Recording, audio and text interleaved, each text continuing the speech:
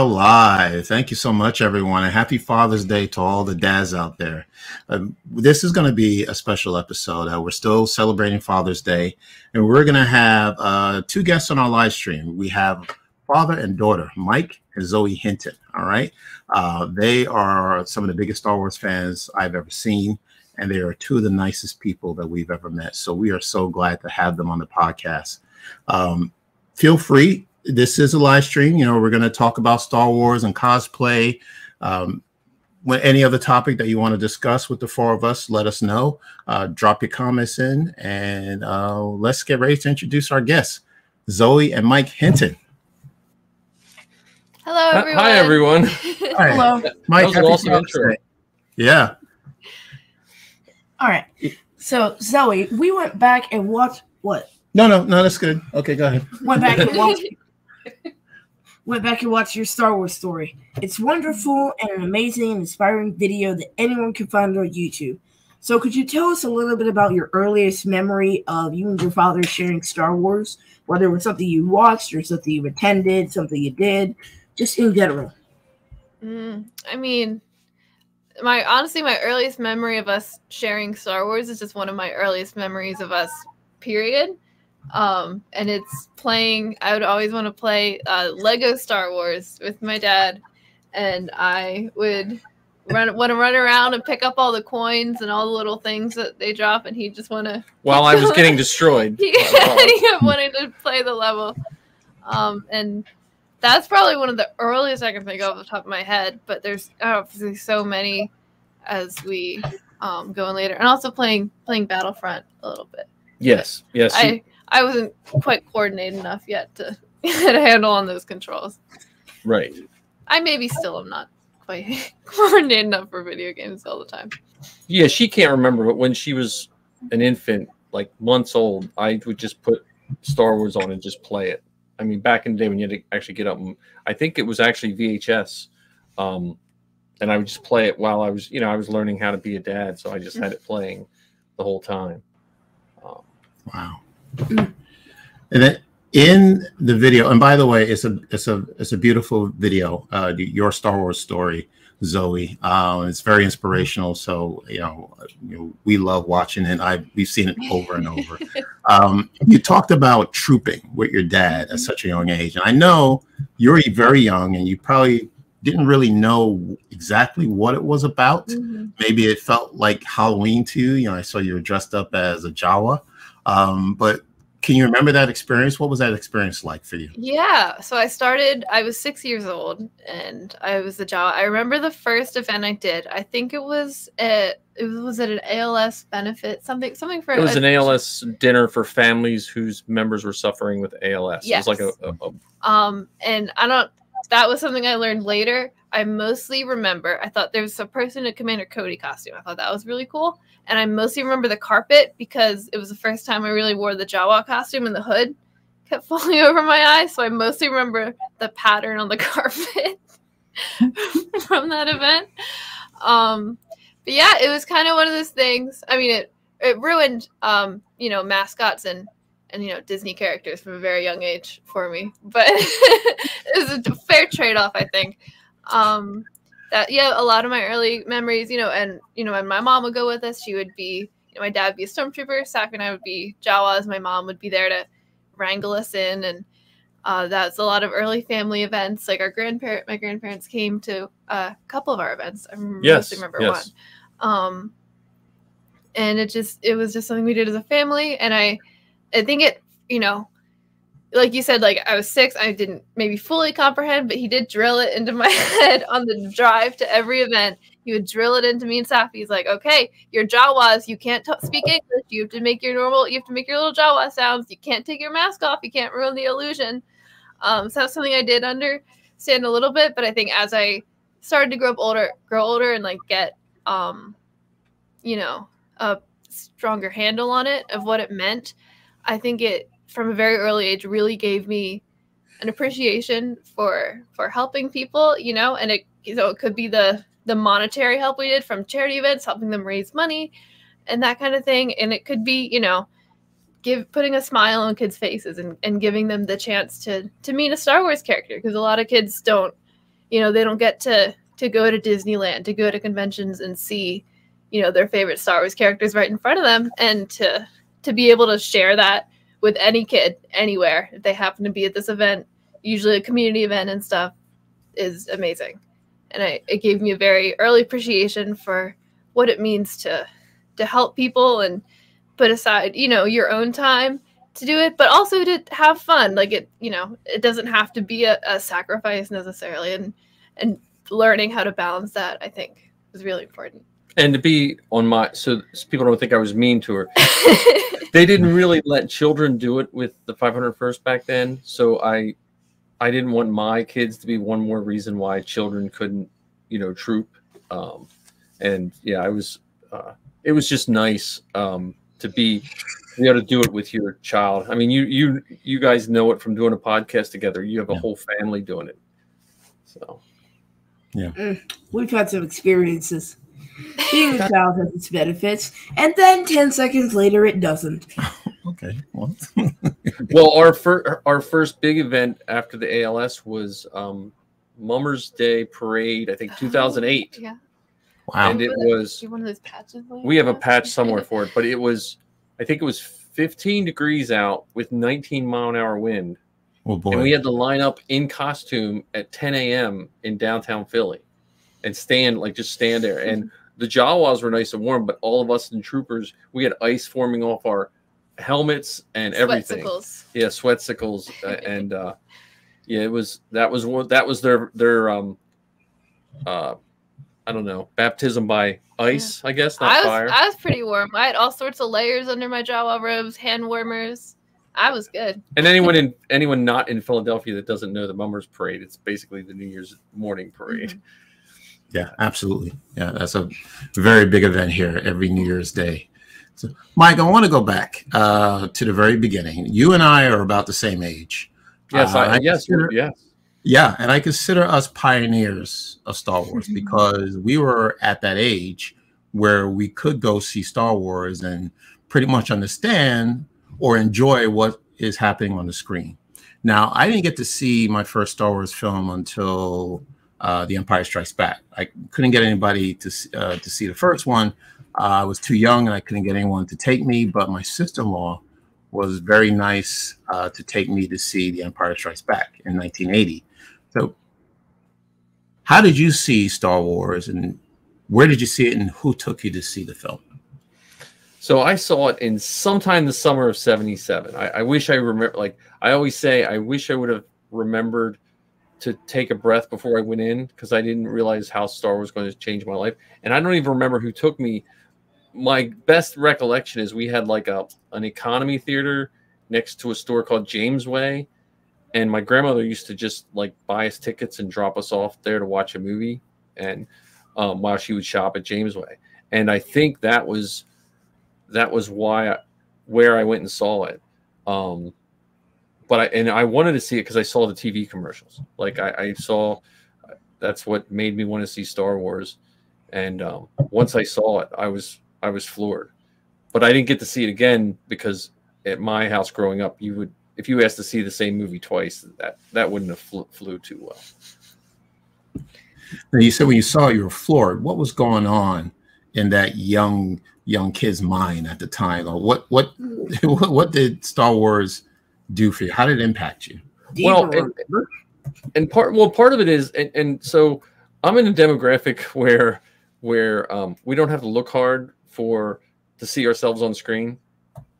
But growing up in the 70s, I was raised by my grandparents, and the only time you saw someone not raised by their parents was usually like an after-school special and telling, you know. And so when I saw Luke being raised by his aunt and uncle, and that wasn't even really a story, it was just normal. And that's also followed me along in my entire life to make sure I understand how things need to change. But that's what I think. That's what struck me first. And then Han Solo and Chewie struck me second because his ship was such a piece of junk. And like we always had junker cars where my grandfather was working on them and stuff like that. And those two things just hit me at the right time at that right age.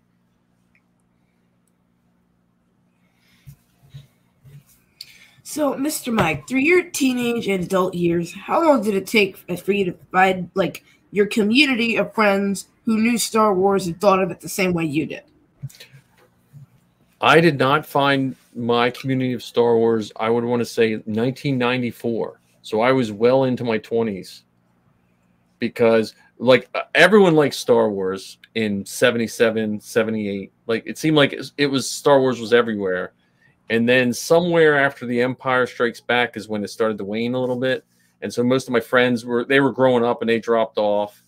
But I found I owned a comic book store in 94. And so that's kind of attracted my, that was that almost that minor resurgence of Star Wars. Like, right. It was kind of building towards the re-release and stuff like that. And so Star Wars was always on my mind. Like everything I did had some kind of Star Wars attached to it. In college, I had a 68 Volkswagen bus, a pink one. And if you've ever driven an old Volkswagen bus, they have two heater levers that are right here. And just in my mind, I always played that they were the hyperspace, levers and stuff. Like, I'm sorry, Keith's like, get this guy out. No, when I first got married, I had to rebuild a furnace, and what would keep me working was I just pictured Han hanging over pipes and working on the Falcon. Like even today, if I work on something, that keeps my mind focused and not getting frustrated. It's just Yeah. I actually like doing that kind of stuff, like building things, especially home repair stuff. That's fun. Unless it involves like chores, in which case I am fully uninvested. True story. Like, unless you're giving me money to do these chores, which you don't, Dad. That's true. I am not obligated by contract or by word to do anything for you. He sounds like a true businessman here. Yes. You might get an item. You might get an itemized bill of your living expenses if you're not careful. I get an itemized bill of my podcast expenses. Yeah. Okay. They pay me for that. Yes, we pay you for something, right? So you do editing. You do edit quite a few of our episodes. So yes. We do give you that incentive, right? Yes, I bought Minecraft. Okay. Yes, right. That was going to be my next question. Like, what do you do with the money you get? But you're a Minecraft. Well, actually, I saved up like $150. Yeah. So, funny story. So, basically, go ahead. The producer's holding her head. Anyway. I'm just happy the producer. Can't wait to hear this story. Go ahead. So, back in 2022, I was at camp, and to make a long story short, I got to leave early, and I had 2 days before camp officially ended for everyone else, and the weekend started, and then I was going to be entering the, what grade am I? Fifth. Yeah, fifth grade. Time flies. So, me and my mom, we just went on this shopping spree, and I ended up in Target. Target. So I went around and I bought as many Minecraft Lego sets as possible on my podcast dime. I also bought a wallet, and I still have it to this day. That wallet has lasted me a year now. Whew. Pretty nice. Mm-hmm. Nice. So yeah, that's the story. And I bought a bunch of Minecraft Lego sets, and I still have them. Okay. Not I see your Minecraft sword behind you. but I have them. Mm-hmm. There's a Minecraft sword behind me, Keith. Gotcha. Okay. And I like your Daily Bugle too. Yes, the Daily Bugle. And the goat boat with the screaming goats to go. Ah! Yeah, you just got that. You just built that today. Yeah. I built that screaming goat in like a half hour. Yeah. All right. We have some Q&A. All right. You guys ready for some Q&A? What do we have? Let's see. Who is here? Eric Elliott. Thank you. Eric, did you read the Shadows of the Empire comic book in the day? Shadows of the Empire. I did not read it. Did you, Mike? I did. I think I was more of a Shadows of the Empire 2 comic book, but I did read like the Dark Horse comics and stuff like that. I was always, there was an interview with George Lucas where he said something about the movies always counted more than anything else.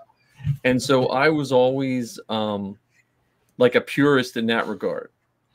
Like, because, and then for this will be like the super nerdy thing, but there was some weird storytelling with aliens that kind of messed up with the movies back when Dark Horse was doing it. And when all that happened, I kind of like, I better like just keep my distance from the comic books because it might mess up if they ever make new movies. If that makes any sense. You also got No, I get it. Book copies, the advanced reader.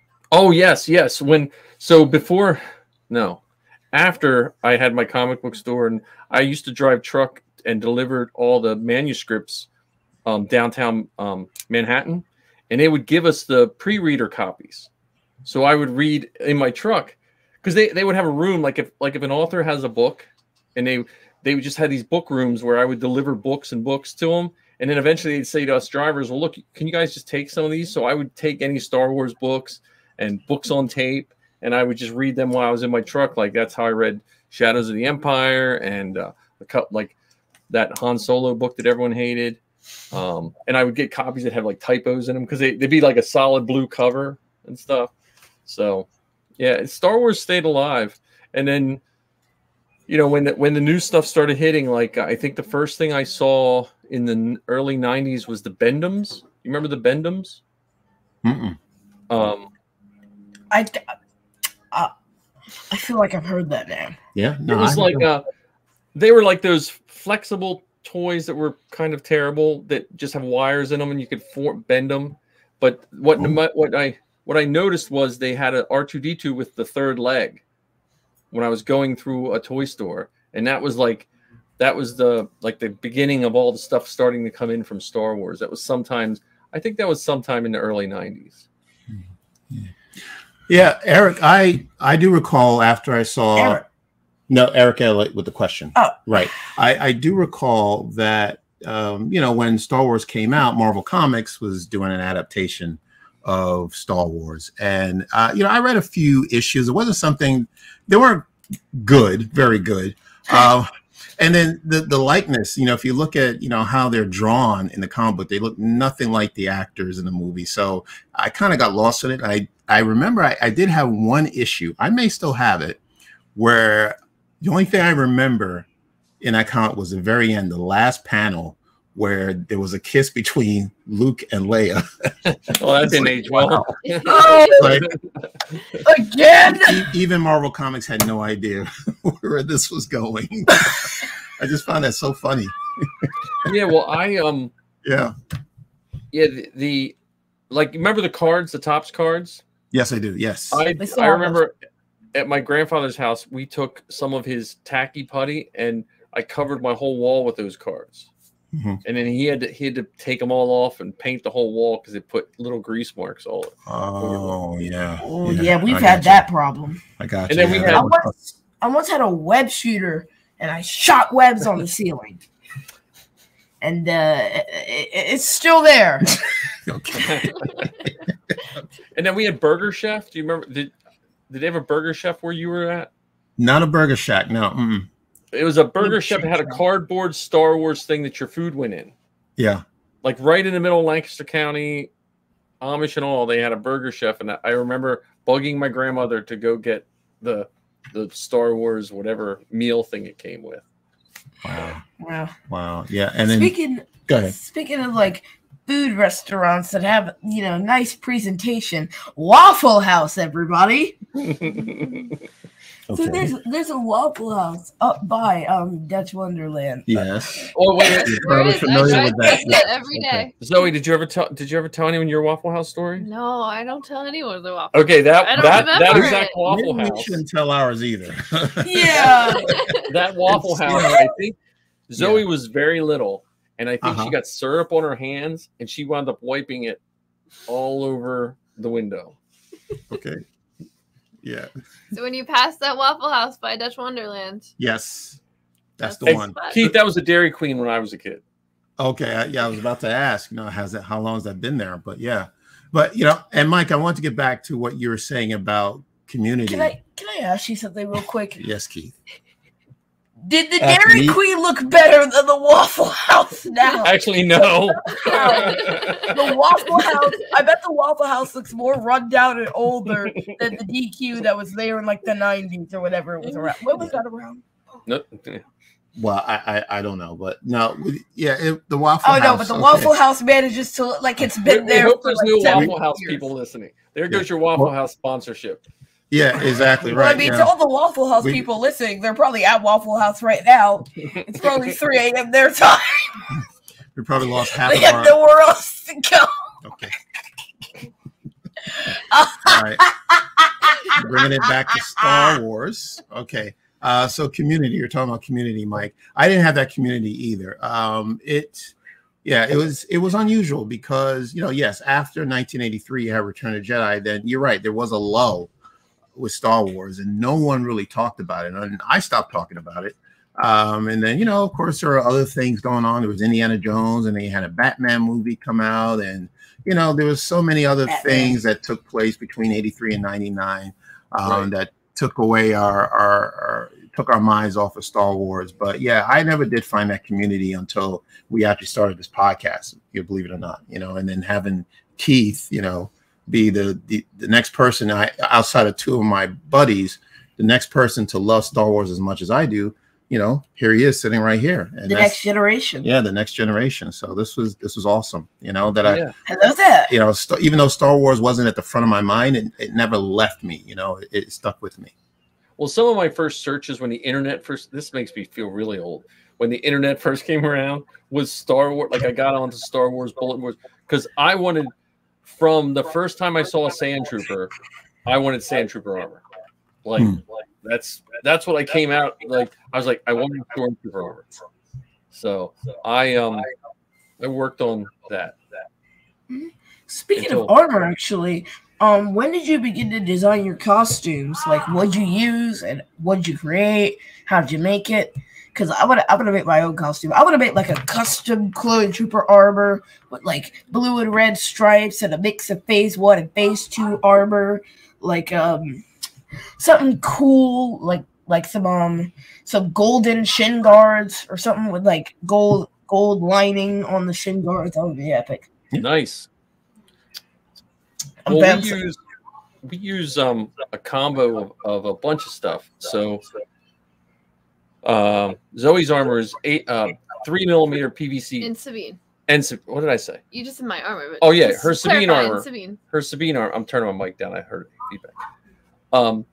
Her armor is 3mm PVC, and you can buy sheets of it and you cut it and make it however you want. But what I would recommend, Keith, is you have to get invited to one of the Mandalorian Mercs armor parties. Oh. I mean, I know you want to make clone armor, but when it comes to like guys, I mean, the 501st and stuff is super helpful and they'll help you build that. But I would recommend looking at clone armor because you could probably do a broadcast from one of their armor parties or something, and they would help you. Yeah, if you reach out to our local PA Mercs, you should see when they are having an armor party next and see. I'm not sure. And they're most of them are not far from where you guys are at. I think I might actually make like a Mandalorian armor and like I'll paint it like silver, like metallic silver with gold highlights, and then I'll get like a leather jumpsuit that I can put the armor on top of, and get this epic helmet with like the cool visor and like little gold marks and like maybe even like some what should I put on there? Well, and character? Yes. Oh, I see. Okay, gotcha. Okay. I like to do that. Yeah. No, that's fine. No. Yeah. Like sometimes you just look at pre-existing characters, you're like, no. Well, not you. The plus side to now is we have with 3D printing, because when we first started, 3D printing was unheard of. Now with 3D printing, you can pretty much make anything you want. Or if you don't want to be bothered with the 3D printing, most people know somebody anymore that can help them with 3D printing.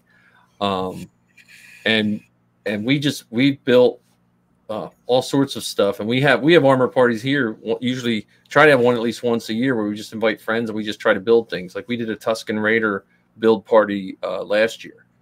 You can 3D print chocolate now. Yes, you can. But we like suit. Okay. But like the stormtroopers are vacuum formed. But the plus side to like the Mandalorian Mercs are like they do custom work. Like if you do 501st, you're screen accurate. They want it, But with the Mando Mercs, they do a lot of custom work. So you can make your own character. Like Ken, who does a podcast with me, he has one called Kenix, and he designed it himself. And his is a silver one. He was at Fan Expo, but it looks somewhat like the Mandalorian, but it's different. And I think he designed his first. Yeah, he had a silver Mando first before the show came out. But like we have, like that's Zoe's first armor right behind us with all the badges on it. I see. That's made with. Let me see my fingers here. The armor plates are made with 3mm plastic. Back then, you could get a whole sheet. I think it was $15. I think it's like $30 now on Amazon. And you trace it, you cut it with an X-Acto knife, and you just heat it. And then the shoulder bells are actually made of a 4-inch drain pipe elbow. Wow. So, wow. And I never thought I could do any of this till probably 7 or 8 years ago. Wow. Or however long. When did you have Sabine? 9 years. Man, that COVID really threw my calendar off. Yeah. Yeah, I know. It's crazy up there. 8 years. Were you going to say something else? I was going to say something. You know where I got the golden shin guard idea from? Where did you get that from? So I'm in Target, and I'm looking for that Darksaber, because I had $40 in gift cards, and I'm like, I want to unite Mandalore, so I'm gonna need something to do that. Okay. And then I'm walking by, and I see these flash shin guards. I want you to take a guess how much the two of those were. The shin guards? Yeah. Together, a pair, Yes. $30. Higher. 75. Oh, Okay.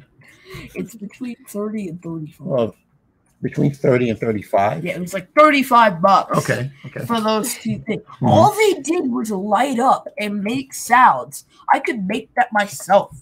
I got There you go. Make that with better paint and colors than what they made. Good point. Even the merch for this movie's bad. Good point. We have more Q&A. All right, let's see what we have now. We have Star Wars Lawyer. TikTok was how I built my Star Wars community, and it's ever growing because there are more of us. I like that, Star Wars Lawyer. Thank you so much. I think I follow you, Star Wars Lawyer. On I think TikTok. I follow the Star Wars Lawyer too. Yeah, and actually, I saw your tweet earlier today, Star Wars Lawyer. So good to meet you. Thank you for being on the podcast. Hello there. Yeah. And then Eric, for most of my life, my only true Star Wars community was my father and the occasional nerd friend. Now I communicate with multiple Star Wars channels. Yeah, exactly. Now we have the best community. I know you could say a lot about our Star Wars fans, but I'm enjoying it. I'm loving every minute of it. Meeting people like you two. Yeah. But this is wonderful. I feel like I fit in to this community. Okay. That's another thing with every costume I want. Let's listen to our guest. Well, that's another thing with trooping from such a young age is I feel like I was never really missing that community. Even when I was a kid in school, and when Clone Wars was coming out, Star Wars was like a little bit cool with some people, but like when Clone Wars ended and before like anything else was coming out, but like even when Rebels was coming out, like Star Wars was not cool. And it was at school and stuff, it was lonely sometimes, but I knew this weekend I have a troop and I can go and I can hang out with my Star Wars people that get it. And I think having that has always been really valuable, and knowing that there is that community there, even if it's not where I am right now, it's there for me always. And that was something I always appreciated and very grateful I had growing up. And you had the dad batch on. Or you had your dad batch?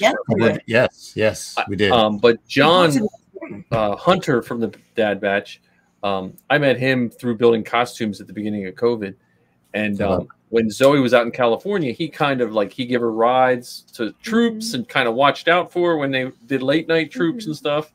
So, he spread the Star Wars dad across the country. Wow. Well, and that when I was in California, that was something that really made me appreciate the Star Wars community, because I went out there and people that I went out there with in my college program that also went to LA, some of them didn't know anybody, and that it was lonely for them and it was hard, and it where I didn't really feel that. I still got homesick, I still miss my family, still miss everyone over here, but I had friends that let me stay at their place before my apartment was ready, and people who I could, you know, count on and talk to, and I knew I had if you know, there's like an emergency or something happened. And you know, there's even I feel like I tell a story on like every podcast I go on. It's a good story. But it's such a good story. When I moved in my apartment, I was, you know, I had a little downtime after, and I was just looking on the local Mandalorian Mercs boards just to see, and I saw they were having an armor party that weekend, and it wasn't terribly far from my apartment.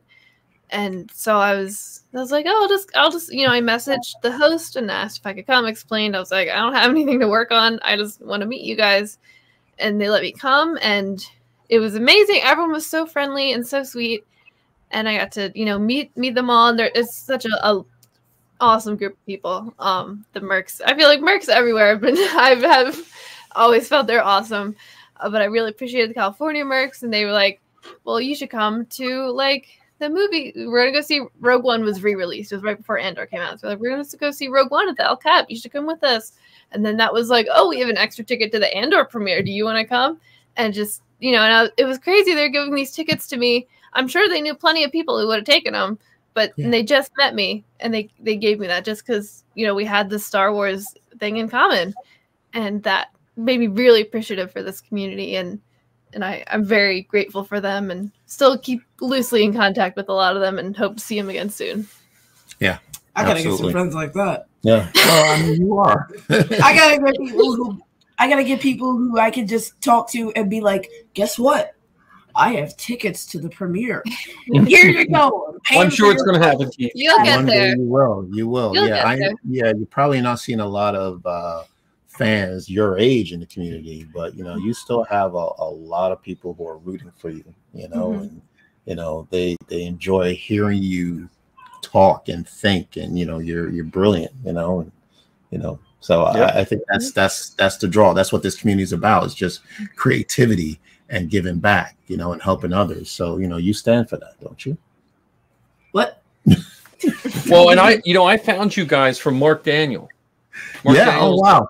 Because he's a great friend of ours. Yes. We saw him at Chicago, and he took a picture with Safi, my youngest daughter, who's not right now, but she does 000.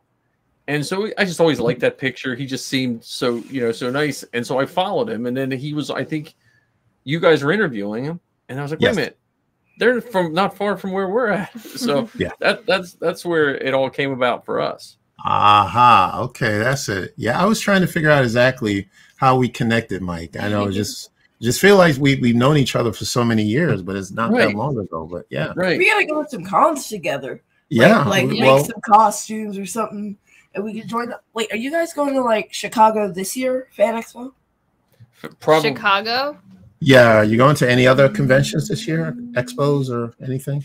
We haven't planned yet because with Zoe with the writer's strike, that kind of put her move out west on hold, so we didn't really have plans. Yeah. So like even we'll see if there's any this summer. Yeah, we're gonna look this summer. Like but she's working and saving for California, and Dutch Wonderland needs her on the weekends. So. Understood. They'll survive. I'm doing a there's a flea market con, a Joppa con in Joppatown, Maryland. It's a con that doesn't cost any money. Their job is. Wow. Yeah, it doesn't cost any money. So a couple friends of ours are taking some of our extra Star Wars loot to see if anyone wants it. Wow. Who decided to name the place Jobbatown? Yeah. A Joppa. Yeah. We'll get some more information about that, Mike. That sounds interesting. I love that. Yeah, I know nothing about it. I know. Yeah. We were just like, because my house is overrun with pops, and I'm building armor, and I love costumes, but they take up a lot of space. So we have to readjust our collection. Understood. Because I also don't want, like, I like to display them. You know. We have more Q&A. Oh, yeah, we have more Q&A. Yeah. Okay. I built Vader Empire Strikes Back last year. Wow, yep. And Keller and Beck for Celebration. Currently building a custom Jedi Finn based on fan concept art. Good man. Awesome. That's awesome. That sounds like someone knows what they're doing. I like that. Wonderful. Okay. Yeah, I'm working on an ESB Vader right now. Yeah. Oh, wow. Okay. The hardest part is I'm short, so... I might be able to help. Do you have a lightsaber already?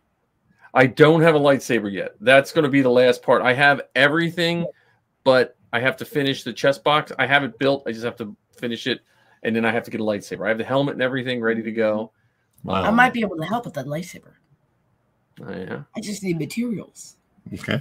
To get you building some lightsabers. There you go. Yes. I've got some Ahsoka sabers I need electronics for, if that's what you're talking about. And Resistance X-Wing is cool too. Someone keeps posting up for that. That's it. Yes, nice. It's like sound effects for the sabers.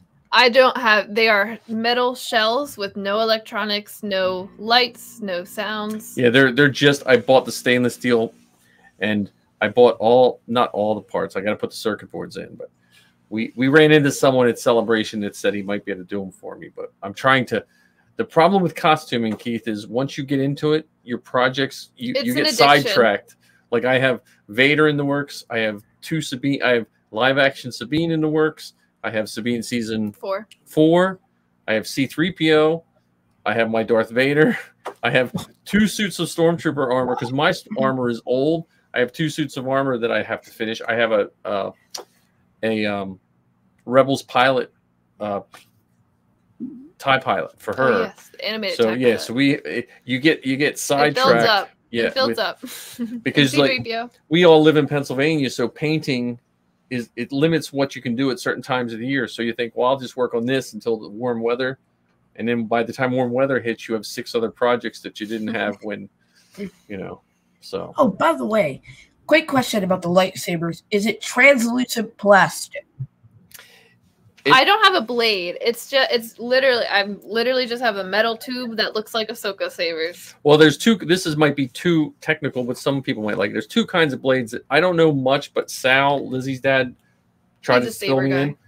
There's 2 kinds. There's the translucent plastic that has a very bright LED at the end, and then there's ones that have neopixels that run up and down the shaft, and the neopixels seem to be the ones that people are going to now. Because I have no idea how to do neopixels. I know how LED strips work. I mean, so that's what you want.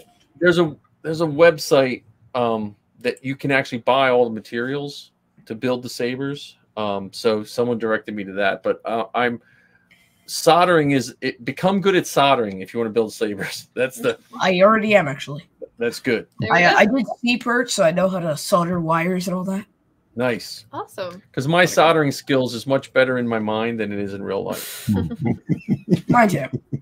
I also hate the smell of solder, so I'm going to have to bring nose plugs. Any more Q&A? Eric, I go as a Resistance X-Wing pilot. Yes, thank you. Yeah, that's pretty cool. Star Wars Lawyer, I'm absolutely here for more Black Boy joy in the fandom. Thank you so much. Thank you. That's awesome to say. More Vaders. Absolutely. Yes. Can never get enough Vader. Well, we already have one right here, so Okay, maybe one day I'll get into a Vader costume. There you go. You already are Vader. Yeah, well, go ahead, recommend. Yeah, I recommend for anyone doing a costume. So I used to do speak, they'd have some of us speak to people about costumes and stuff, and I always recommend to people just do the costume you love. Like certain costumes, some people do a costume because it's cheap. Which I understand. We all live in a world where money is, but if you're not into it, and me personally, I like not having my face shown. Like, I just like to be a stormtrooper. Like that's Stormtrooper, Sandtrooper. That's my favorite. And I'm looking forward to Vader too. But I don't see myself ever doing a costume where I can see my face. I had an old man Han jacket that I would wear once in a while when my friend did Chewie just to walk around, but I'd rather be unseen. I'm seen every day by my students, so that's enough. I'm just thinking, do you have like padding for your helmet so that when you put it on, it's not like hard plastic against your head? Let me see. Good point. So, it's a Novus. This is a Novus, but it's the same kind of padding. These are. Yeah. And then you just put them in. People use all kinds of padding, but you adjust it. You make your armor exactly so it fits you perfectly. Yeah, I would glue the padding in. Yeah. Yeah, that works. Yeah, it was interesting because you can't really see them, but I have like my gray, my epilogue Sabine helmet up there, and that one has more padding. Oh yeah. Than my other ones, because my other ones I wear a wig, and the wig gives me my padding. Yeah. That I need. Yeah, so you adjust it to what you need. There's the wigs. There's the wigs. Is look at that. Yeah. Is that the special Boba Fett helmet I see in the back? That is. That's a Black Series. A friend of mine was getting rid of it, and it's one of my favorite ones because it didn't come with a box, and I didn't have to save the box. The collector and me didn't have to worry about the box being stored somewhere. Awesome. I keep my box. I used to have a collection of boxes. We have a lot of boxes, and when he said, "Hey, I want to sell this," and I don't have the box, I was like, "I definitely want that, so I don't have to save the box." Yeah. Zoe, I want to ask you about your costume, Sabine. I mean, it's a fantastic looking costume. Why did you decide you wanted to be Sabine? Why did you want to go with Sabine? Yeah, it was a bit timing because, you know. And there are a lot of people who do awesome adult Jawas, but when you're a Jawa, you run into, especially at events like baseball games where people have some drinks, you get a lot of people in a, you know, at events telling you like, oh, it's a tall Jawa. Oh, this Jawa is tall. Oh, that's the Jawa on steroids. And, you know, of course, you don't want other people's opinions to influence the costumes you wear. But when you're, you know, especially when you're a kid and you're trying to do these events, you know, it weighs on you after a while if, you know, you hear those comments every single time. So I was kind of looking for another costume to graduate to. And I liked Mandalorians. I was actually thinking for just a little bit about Bo-Katan because I was like, oh, because at the time that was like the girl Mandalorian, like the only one really that had a role. And she was cool. So I was like, oh, maybe I'll do a Bo-Katan. And then Rebels didn't come out, but they started marketing it. And so there's like the Meet the Rebels videos, and like all the marketing. And I saw Sabine, and I was like, sorry, Bo, it's you. It's Sabine. It's Sabine. You know, she was purple, and she had awesome hair, and her costume looked more comfortable. And she was just so cool. And she, you know, and I think that was Rebels also came out around a time. I believe I was 13 when Rebels started, and Sabine was 16 when Rebels started. So she's only a couple years older than me. I related to a lot of the things she was going through throughout the show. And it was, you know, I think timing and just, she was a character that matched me aesthetically, matched me personally. And I think those kind of grew each other too. My first reaction was she looks cool. And then, you know, and she was cool. She like blew stuff up and she painted, and like that was awesome. And then I think the fact that I cosplayed her and the fact that I loved her so much aesthetically, and her, you know, she only got better throughout the seasons with each new look, really helped me. That like drew me in to connect to her emotionally even more than I already would have. So that was what drew me to Sabine, and you know, and she's a fun one to do at events. Kids didn't always know Sabine, but now more kids do know Sabine, so it's fun. Like we've done some events where there's like a drawing table or a coloring table for kids, and so it's cool to be Sabine and like compliment their art because they're like, "Whoa, like Sabine's an artist and she likes my art." I'm like, "Yeah, don't ask me to draw anything because I'm not super good at that." But yeah, so. And that was my first build. That was I built Stormtrooper armor, and the Jawas I built, but I had bought someone sewed the robes. I just built the masks, and I could do that kind of stuff. But that was scary because, you know, as a parent, you want to do the best you can. Like I've been in the 501st since 2007. I have one costume. Zoe has. You have. I mean, but I have one approved. But you have like 4 or 5 costumes. I only have one approved. That's true. But I make her own, and you can see the one behind us. I don't know how to sew. This is the first belt. I don't use this belt anymore. First belt, first pants and shirt. Those don't fit me anymore. But I didn't know what to do because I'd never done anything like this. So we went to Target and I bought a black and a gray spandex shirt, and I bought a pair of tan pants, and I took it to a seamstress around us who does like ballerina stuff and stuff for Amish people or whatever. And I just took her pictures of this fictional character, and I said, "Can you make this look as much as possible like this, and she did a good job. Very good job, and I'm a little sad it doesn't fit me sometimes because those were pretty comfortable. Yeah. So you just kind of learn, and that was when, you know, I was just meeting the people, and that's how I met Lizzie's dad, Zoe's co-host on Star Wars Geek Girl. I met him because at the time when we started our costume, like I over-researched things, so I started looking into the costume probably right when she showed interest, and there was only, I think, 2 other people that made the costume, and Sal was one of them, and I just had tons of pictures of his wife in Sabine, and because at the time it was before Lizzie did Sabine, and I was just trying to measure things. Like I literally, it's the only time I use math sometimes as a math teacher, but I would have a picture of Sabine's hand, and I would make a scale ruler. Okay, look, her fingers are this long, and that's how I would scale to make the blasters. So I would then, that would be my ruler, and I would make the blaster so it would match the size of her hand when she was holding it to get that profile picture. So whenever you're learning proportions in school, you pay attention because they help with costumes a lot. And now with 3D printers, it's a little easier, but it's still, it's fun. I mean, when I'm done work, I still just like to go out in the garage and work on costume. So. Cool. You know what? I think I might actually make my own lightsaber. Okay. Because the thing is, like, different lightsabers have different structures. Like, Darth Vader's is, like, mostly round. Yoda's saber's short. The dark saber's got that flat sword-like edge. So, you know, there's different slices for each lightsaber, you know? Mm-hmm. Well, I'll send them. If you want to make it, I know you were talking about custom Mandalorian, custom Jedi, you can do Saber Guild, learn how to fight. Oh, yeah. Learn how to fight with lightsabers for their shows. And it's exercise. And it's exercise. Nice. It's very fluid in lightsaber fighting.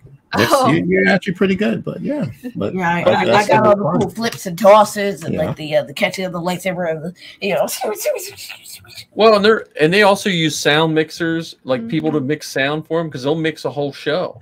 Like they'll mix the whole show with it. I would put it. It's close. It's a combo. It's like a combo of dance and martial arts, the way the Saber Guild does their stuff. Wow. Because they're not just hitting, they actually practice that, you know, it's like a dance. Yeah. I think I'm so good at lightsaber trading, I would have survived all the clone troopers. Oh, really? Okay. All right. That's great. Remember when Yoda just went ham on all those clone troopers? He was like, I'm not having this. And just started beating them up. Yeah. That was hilarious. So, Zoe, Star Wars inspired you to become a filmmaker. Can you tell us a bit about your experience so far? Yeah, well, yeah, so Star Wars was something, we're talking about, lulls between Star Wars, like for you between Jedi and Phantom Menace. I never had to wait quite that long. But between, Clone Wars and then when Clone Wars ended to Rebels and Force Awakens and everything, there was a couple of years there. So for me, Star Wars was something that I could look back on, and specifically looking back into the behind the scenes stuff, which is what, really piqued my interest. And my dad was also always interested in it too. So that was like another layer of Star Wars that we could now talk about more. So then I went to, I decided from learning about, just Star Wars, but then expanding that to learning about behind the scenes of everything.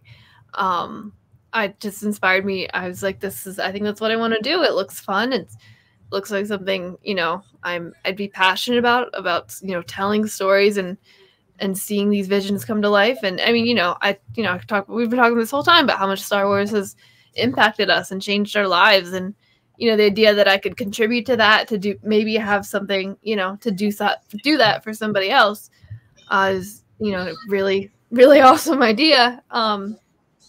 So I went to Temple for film school. I was researching schools in PA for film, and Temple was the one that usually came up as one of the best ones. And I feel a little bad for my poor high school college advisor, because she's like, it's smart to apply to other colleges. And I was like, no, I'm going to Temple. And she was like, well, what if you don't get in? I was like, well, I'm getting in. So, and I got in, so it worked out. And I you know, COVID derailed college for me a little bit, but I got to do that last semester in LA, which was really cool, and meet people, Star Wars and not. And, you know, like I said, with the writer's strike, jobs are a little harder to find. So, but I still just be ready to go when it stops. Yeah. And you've done a documentary, I believe, right? In regards to trouping with your dad? Yeah, that was my first final project for school was a documentary about trouping. I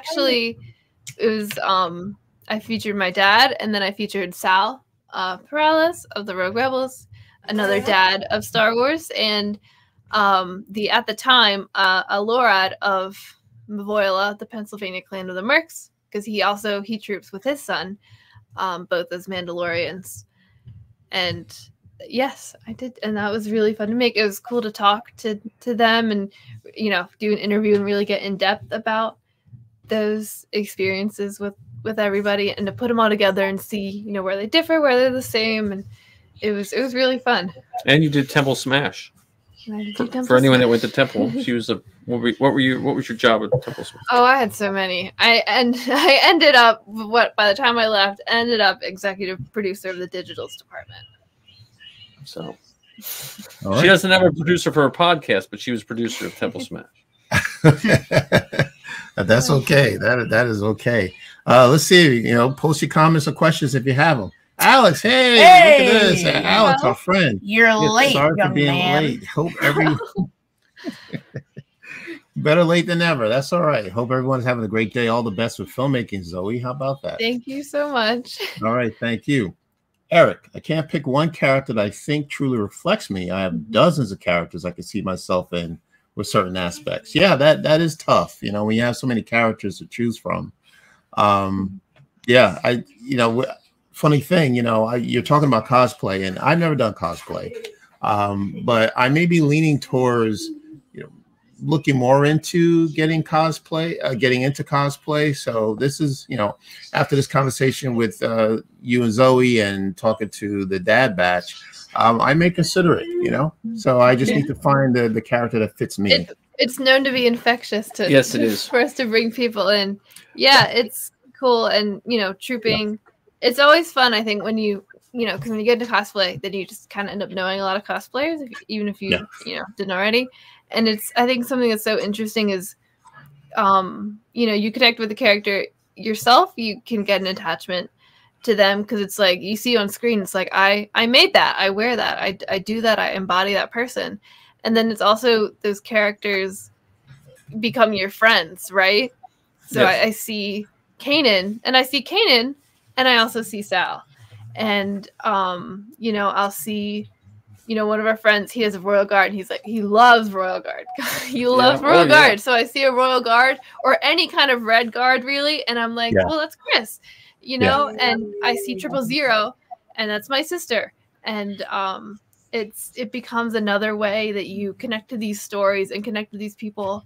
Except for the murdering and killing. Well, yeah, not that part. But I don't know if you really want to connect with that part. Yeah. And it's always fun. It's one of those things we all love when someone texts us or messages us and says like, oh, like I saw this thing and thought of you. And it becomes this constant thing. You know, I still get, especially now with the Ahsoka series come out, anytime there's anything Sabine, I get tons of messages of like, you know, people think they're so coy. They're like, did you see the news? Or like even like when Zeb was on The Mandalorian, they're like, did you see the new episode? No spoilers. But I was like, okay, 6 people messaged me about if I saw The Mandalorian that they don't send me every week.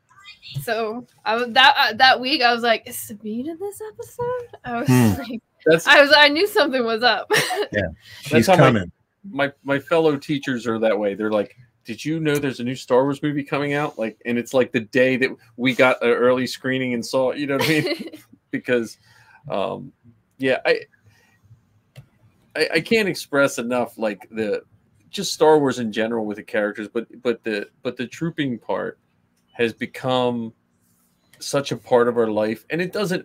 And we say that, we don't mean someone has to join a group. Like, I think some people think when we talk, if you're someone who likes the group, you can, but most of the groups will help you just build. If you decide, look, the group thing isn't for me, but I'd like to do it on my own, most will help with that as well. But I like the groups because my girls grew up with, when we would go to a troupe, you had every walk of life, and people that I might not have, because we depending on where you live, you become like you live in silos. Like, if I wouldn't have had trouping, I wouldn't have met most of the people that I hang out with outside of work. So my kids would have just been exposed to teachers. And now, you know, we have friends from doctors to tattoo artists to mechanics that are just, that we hang out with.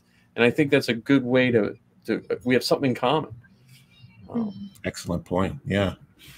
All right. We have more Q&A. All right. Very nice. Eric, is there a Star Wars film you change your opinion on? Interesting question.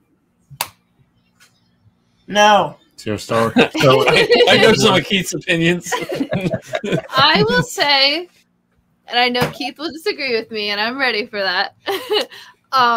When I first walked out of the theater after seeing The Rise of Skywalker, I didn't I wouldn't say strongly dislike it or hate it, but I was like, that was a lot, and I wasn't sure how I felt about it.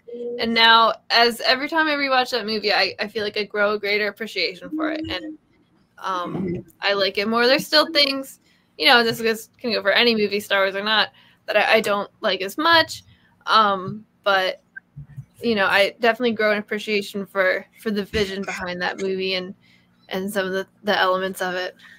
Yeah, that's a good one. Two things. That's the one. All right. So, one, I can relate about the whole thing with people, you know, just coming and being like, "Did you see everything new that came out with your favorite character?" When Ahsoka comes out, I won't even have DMs because it'll have been blown up 10 minutes ago. And secondly, I walked out The Rise of Skywalker. We saw that on my birthday, and I'm like, I'm rethinking my life. Why did I watch this? But did you change your opinion? Well, yeah. I think Dad felt the same way because we went to a Lego store and spent like $100 on Lego sets for the same movie.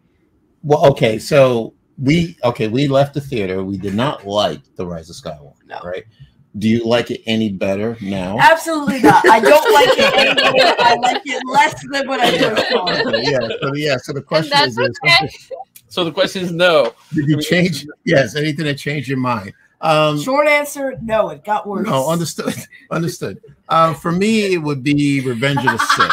I thought it was, when I saw it the first time, I was okay with it. I thought the change happened very quickly with Anakin turning to the dark side. I couldn't really understand how he turned so quickly. I think that was that was something that bothered me a lot. You know, I just, you know, the change didn't happen. It happened too drastically. I think it should have happened a little more. It should have been spread out over the 3 films. You know, like say if Anakin started off as a teenager in The Phantom Menace rather than a 9-year-old, and then you can gradually see how Anakin is changing and moving towards the dark side. But I think in the 3rd movie, it just happened so quickly. But I've actually come to like the movie a little bit more. I think it's the best movie of the prequel trilogy, actually. Well, you didn't really have that good of a selection. Well, I mean, to me, the best one was The Phantom Menace. Yeah. Because it was the OG prequel, you know. I think it was the best one because it made the most sense. I take that back. It did not make the most sense. It was good. Okay, yeah, that's fair. Okay, it was better than Attack of the Clones. Personally, I feel like Anakin committed some hate crimes in Revenge of the Sith against children. Yes, that's true. Right, that's something, you know, I can understand that. Anakin that seems would be strongly anti-child. Yeah, well, he was anti-Jedi, you know, so it didn't matter what age you were, unfortunately. But that's the story. That's the lore, right? Yeah. Yeah.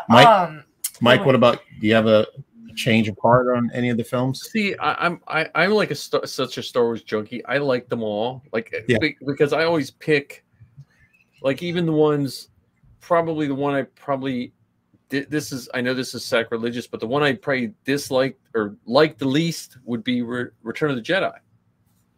And I know which, and I only think the reason is that came out the same year I was getting ready to drive.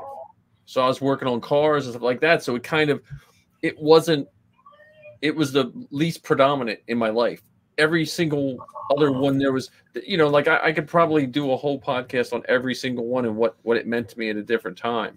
But then we went and saw in Delaware, before they re-released it, there was an old theater that ran one of the old versions of it.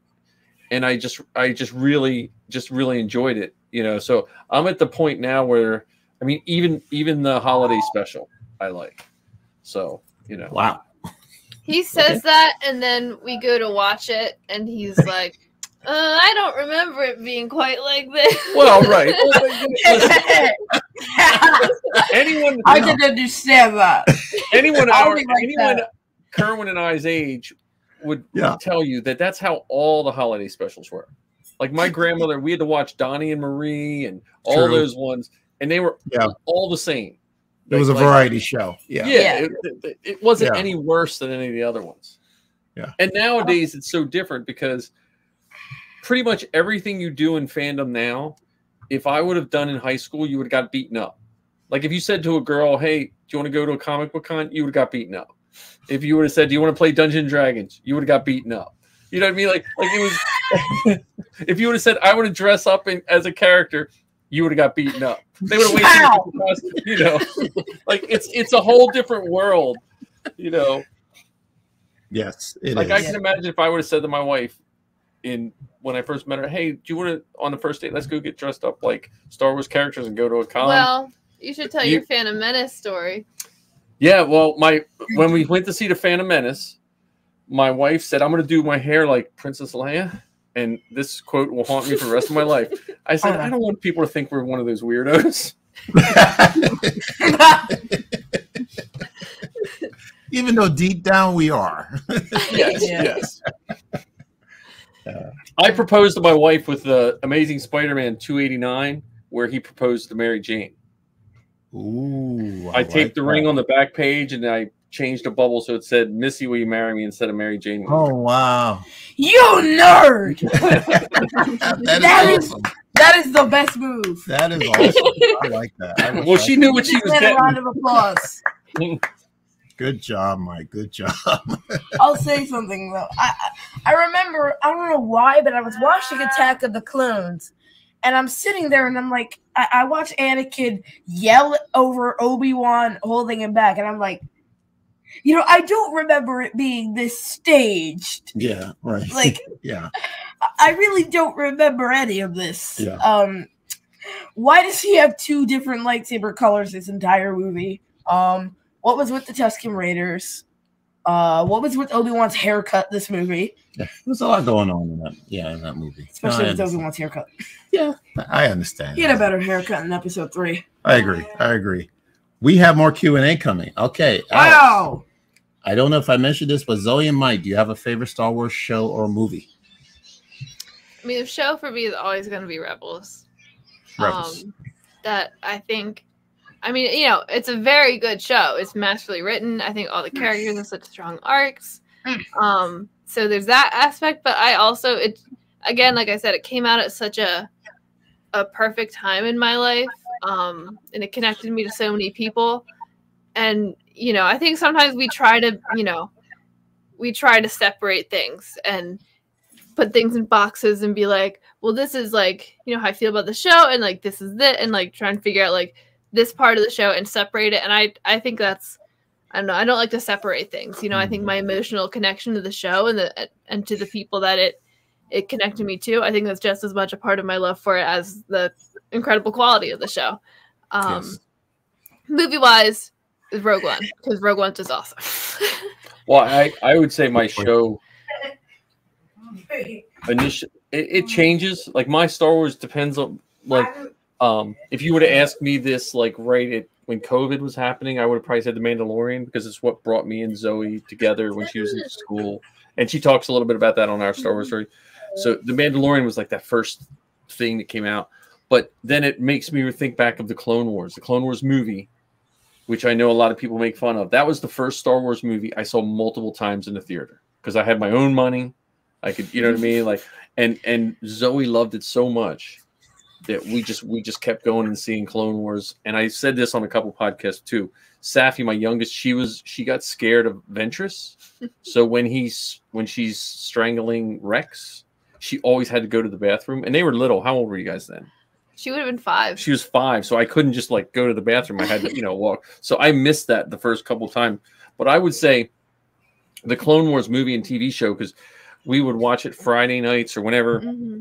There for a while, they shuffled it around, and I would pre-watch the show sometime because I didn't want her to be scared. Like the Grievous Lair was the first time my wife and I had to have a conversation. Like, is that too much for her to see? Because Padawan dies and stuff like that.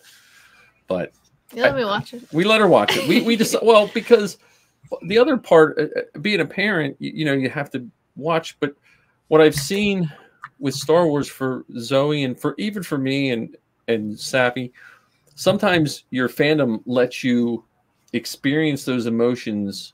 Like if you have a loss, sometimes it's hard to experience that emotion at the time because everyone's trying to help you and you want to, and then you can cry over a character passing in a show because it lets you experience all that emotion, but then you can shut it off if you need to, and it helps you, at least for me, it helps you get through some stuff. Gotcha. Very good. Star Wars Lawyer says, if I had to pick one character, Ahsoka. She's strong, smart, adaptable, but is always on the side of right and truly looking into what it means to be on the right side for her and others.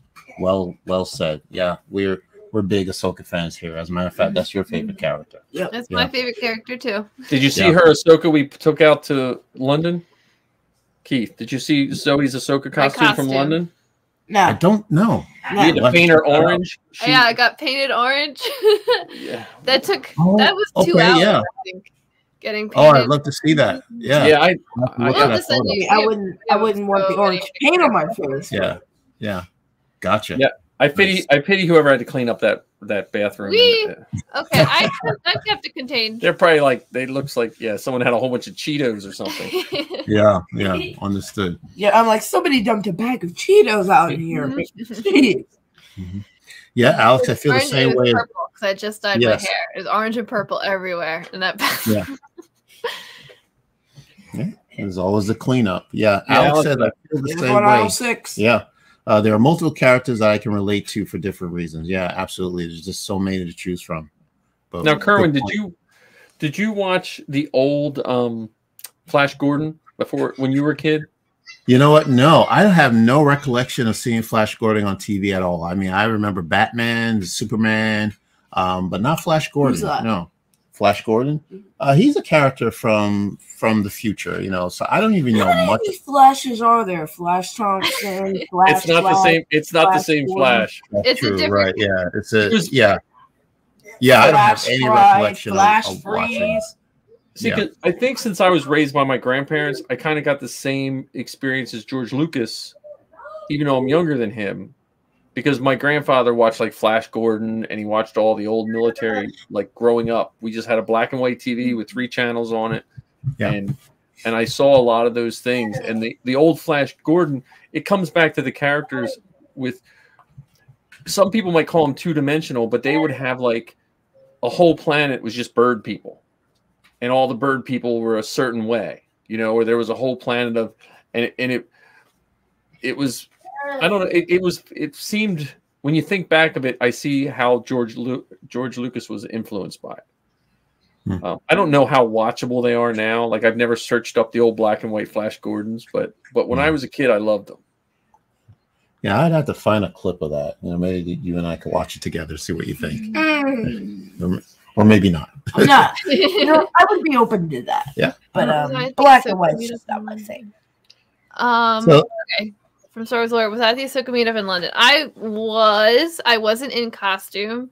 I wore my Ahsoka costume on a different day because we were it was hard because I really wanted to wear it for the Ahsoka meetup, but we were timing it out and we'd be like, okay, the makeup's going to take a while. And it was like, we were queuing up for panels super early and like figuring out like having to go to my panel and like go to all different stuff. And I think it didn't work out that day. It was good for me to, because that was the first time we ever wore it. So we had no idea what we were doing with the makeup. Like true cosplayers, we never tried it on until the day we wanted to wear it on another continent. Yeah. So I was there. I was around the area. I wasn't like in the picture or anything, but I was hovering over there. Yeah, we were right at the top. We were at the top of the steps. I might have been in Sabine. You were in Sabine, probably. I was either Sabine or normal clothes. Because and Keith knows, because Keith just cut it for his last panel. When you have a panel, we had to plan, and unfortunately in London we were like 2 blocks away from the venue, and they were long blocks, so we had to like, okay, look, do we feel like walking back? Because I even took the prisoner suit to do the running of the prisoners. I had it in my bag. I had it in my bag, and they were like, "Oh, we got to queue up." And I was like, "I really don't feel like walking back 2 blocks," because it was like a whole day of doing stuff. So well, yeah, because we were queuing up at like 4 a.m. because we didn't get the panel lottery for some of the ones we really wanted to see. So we were queuing up at 4 a.m. to make sure we got in, which we did. We did, but it made long, like, and Zoe and I, when we do cons, I think we drive some of it we go with. We usually do well with 2 or 3 hours sleep. But if you catch us at a certain time of day, we might not even remember we talked to you. Yeah, it's so much going on at these conventions and celebrations. Yeah, I probably did, and I think I remember seeing you pass by me in your color and back. I think because you said you did that costume. I think I remember that. I just didn't wasn't aware. See, I always miss the TikTok people because I think they look at me and like, that old guy's not on TikTok.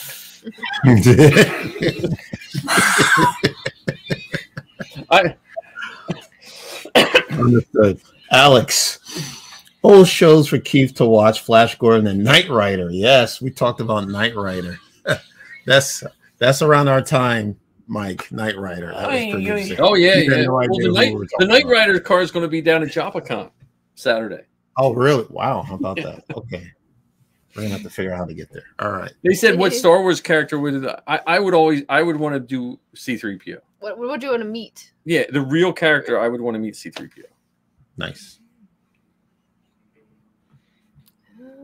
You know the Star Wars character I want to meet? Who would you like to meet? Sleep. Okay. Okay. All right. All right. We're gonna. Well, Keith, I met Harrison Ford when they were filming Witness, which is an Amish movie. I don't know. That's right. But I got his autograph. I was like 16 or 17, and I had such a junker car that when I was driving home, the autograph blew out my window through a hole in the. Oh no! Some Amish kid probably found some scribble on a piece of paper when he was walking and didn't know what it was.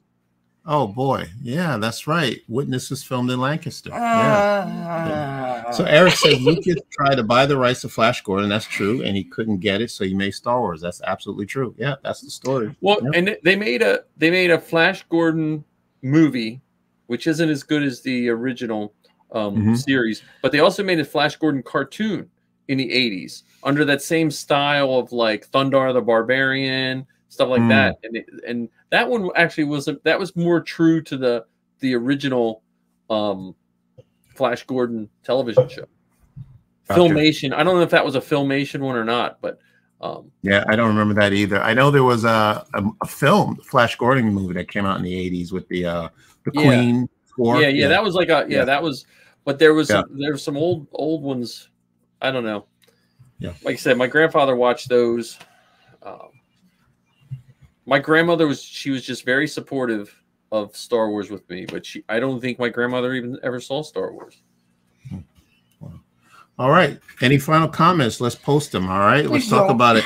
Yeah, just we're going to wrap it up. I had one question left for you, Zoe. You have a podcast called Star Wars Geek Girl. What are the rewards and the challenges of creating a podcast? Honestly, we haven't recorded a podcast in a while because our biggest challenge is scheduling.